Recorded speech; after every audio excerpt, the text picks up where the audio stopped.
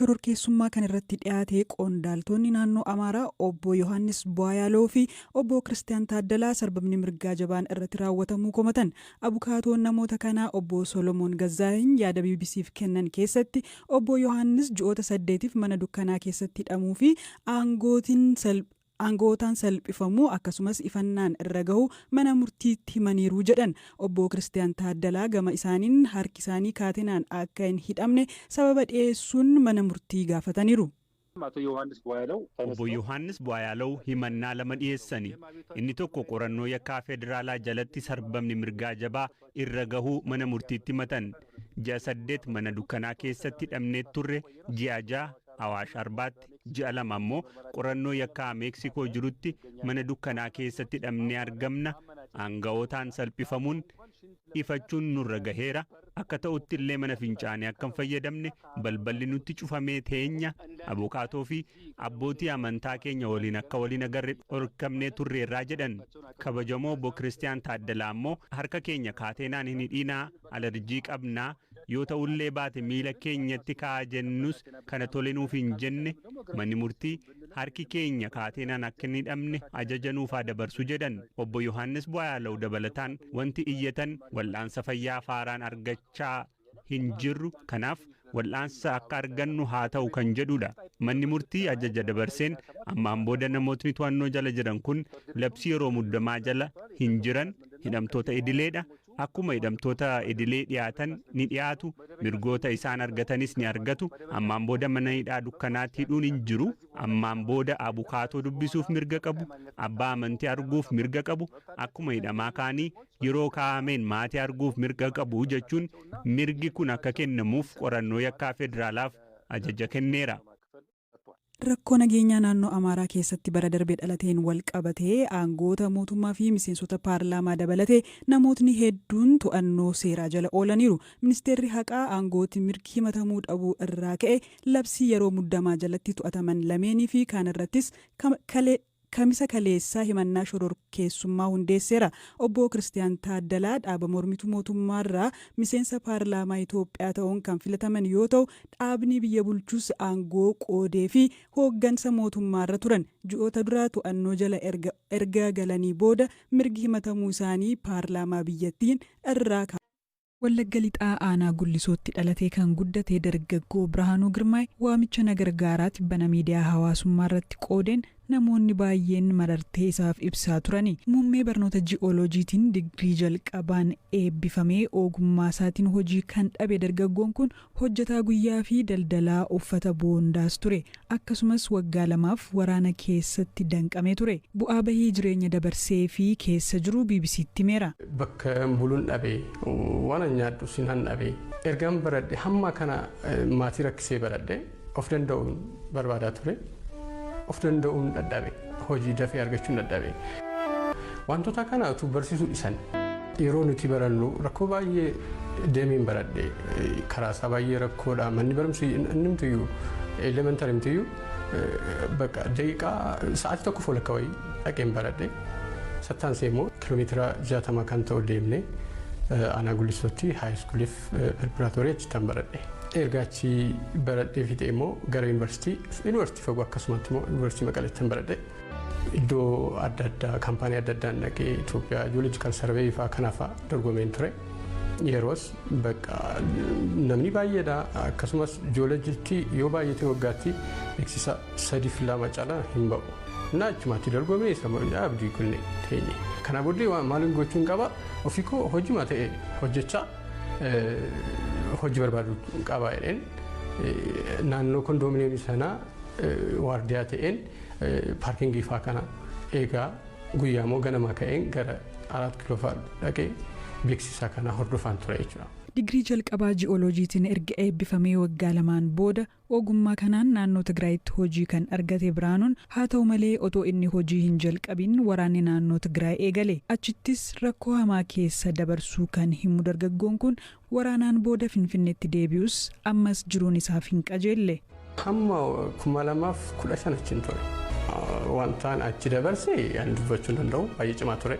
haala gaddisiisaan dabarse gadadoorraa gara gadadoon nagee jechuudha. Baay'ee kan gaddisiisu ture. Isa dura garuu 2012 yeroo achi dhaqu koo dura mana godhadheera.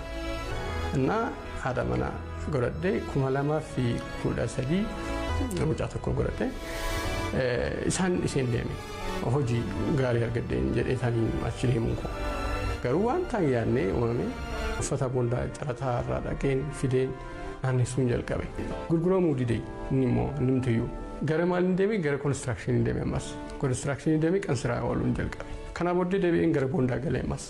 Isa gurguruu yeroo hin jalqabu na jalaa fudhatama warra seera eegsisan jechuudha. Isaan immoo hojii isaanii hojjetu. Siyaasadii na jalaa fudhatame. Indagana gaafa 27 darbee jechuudha. Guyyaa sana waan si dhibu bakka guyyaa mana kiraayii ture. Mana kiraayii kaffala galgala. Har'a gurgureen kaffala jedheen halkan ka'ee uffataa fidee yeroon taa'u hundumaa sanaan jala fudhatame. Gaafas bakka sammuu koo baay'ee tuqame. Baay'een jeeqame wanta naan jiraachaa yeroo maaliif naan hin beeksisu jedheen gara sooshaal miidiyaan dhaqee halkana fakkaata jireenyi koo. Hawwiin koo kanaan turre dhugaa dubbachuudhaaf yeroon elementarii baradhus yeroon haayiskuulii baradhus jechuun raankii ba'aan baradhee tokkoof lama keessaa ba'eeyyuun beeku waan guddaa naan ga'a jedheen baradhe.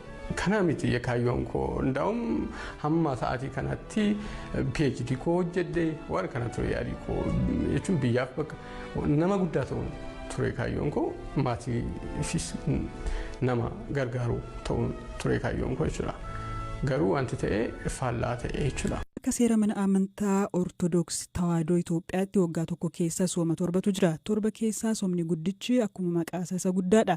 Lubni Badhaasaa Tolaa mana amantii Ortodoksii Tawaahidoo Itoophiyaa teessoo Paatriyaarkiitti miseensa hayyootaati. Soomni kun Yesuus Kiristoos gadaama Qorontoositti halkan 40 fi guyyaa 40 ofiisaatii soome duuka buutota isa waan barsiiseef faana dhahuun akka soomamu ibsu.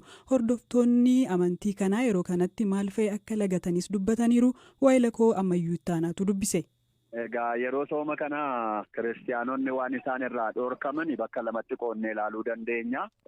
Inni tokko cubbuu soomuu qabu. Cubbuun umurii ofii guutuudha kan soomamu. Inni lammaffaan immoo yeroo soomanaa kana qaama keenya foon keenya kana wantoota gabbisan wantoota qaama keenya kanaa fi soorrata gabbinaa ta'an irraati kiristaanonni yeroodhaaf akka isaan of qoqqobanii foon isaanii lubbuu isaaniif akka bichisiisanii kan dhorkamanii jechuudha. Kun immoo bu'uura kitaaba qulqulluu qaba. Abbaan keenya qulqulluu Daawit faaruu boqonnaa 109 lakkoofsa 24 irratti qaamni koo dhadhaa nyaata dhabuudhaanii ni huqqate jilbi koos immoo ni raafame jedha.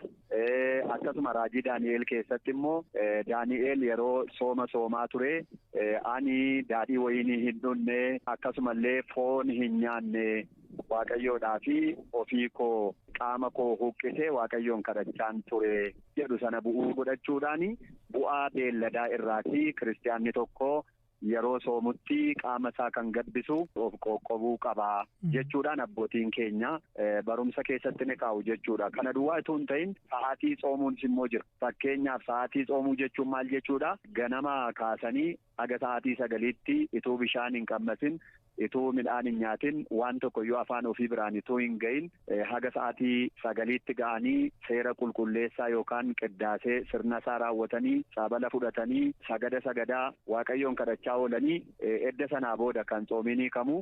Waan laman kaasa tokko sooma guddicha maaliif jedhame lammaffaa immoo barammaa kana feesbuukiin kun tiiktookiin kun baay'ee dargaggeessa jirra oola soomanaaf hagam rakkisaa ta'a maal goositu akka duree amantaa tokkotti. Sooma guddaa jedhamuunsaa manni amantaa Ortodoksii Tawaahidoodha.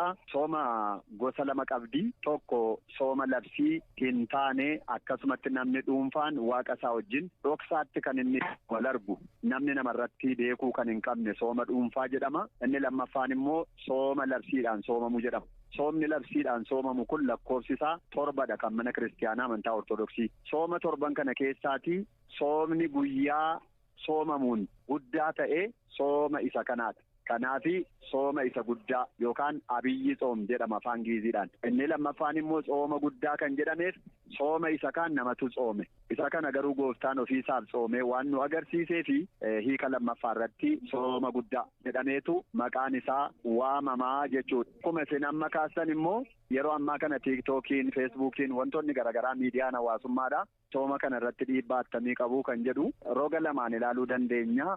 Egaa miidiyaan biyya lafaarra jiru kun roga bu'aa gaariis ni qaba, roga yaraas immoo ni qaba. Sooma amma soomaa jirru kana wajjin kan walitti nama buusu, obboleessaaf obboleessa kan walitti naqu, yookaan immoo miira namaa ejjaaf kan kakaasu, sooma nuyi amma itti jirru kana seera isaa akka cabsinu kan nu godhu wantoonni garaagaraadha.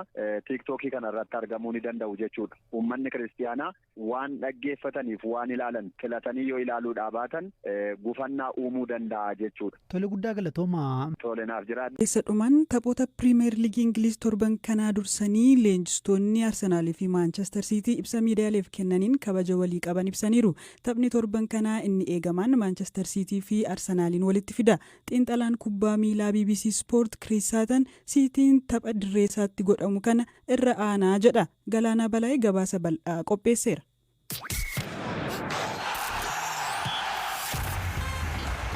Amma liigicha raawwachuuf taphoota dhumaa 10 irra jirra. Jalqabbii boqonnaa murteessaadha. Dursitoota liigichaa morkachuun boqonnaa kana eegalla. Deeggartootni keenya ga'umsa keenya sagaarii akka agarsiisnu waan irraa barbaannu nuu kennu. Amma taphni martuu baay'ee murteessaadha. Arsenaaliin mo'achuu yoo dandeenye taphni itti aanee dhufus akkasuma murteessaadha. Kana kan dubbate leenjisaa Maanchestar Siitii Pep Gaardiyoolaadha. Gareen Gaardiyoolaa dilbata dhufu dirree isaa Etihaaditti liigicha garaagartummaa gooliin kan dursaa jiru Arsenaaliin morkata. Tapha torban kanaa dura ibsa miidiyaaleef kenneen Gaardiyoolaan waa'ee Arsenaaliis dubbateera. Leenjisaa wal fakkaataa fi taphattoota haaraa qabu. Yeroo hundaa'u fooyya'aa dhufan. Yaadaa fi leenjisaa waliin wanti tooraan wal qabatu jiraannaan yeroo mara wayyaa adeemtaa jedhe. Leenjisaan Arsenaal Mikel Arteetaa gamasaan taphattoota koorraa amantaa guutuun qabaa jedhe. Dirreen alatti wantootni dubbannu jira, dirree keessatti agarsiisuu qabnaa jedhe. Dirree isaanii Emireetsitti ji'oota dura Siitii kan injifatan warri Arsenaal Etihaadittis injifannoo kana irra deebi'uu hawwu. Arteettaan lamaan keenyaafuu morkii jabaadha. Tapha kana injifachuun taphni hafan jiraatanis waancaa liigichaa injifachuuf hiree bal'isaa jedhe.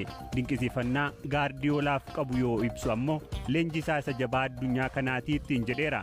Siitiin sarara ittisaa isaarraa Kaayil Wookarii fi Joon Stoonsiin miidhamaan tapha dilbataa keessaa dhabuu Gaardiyoolaan mirkaneesseera.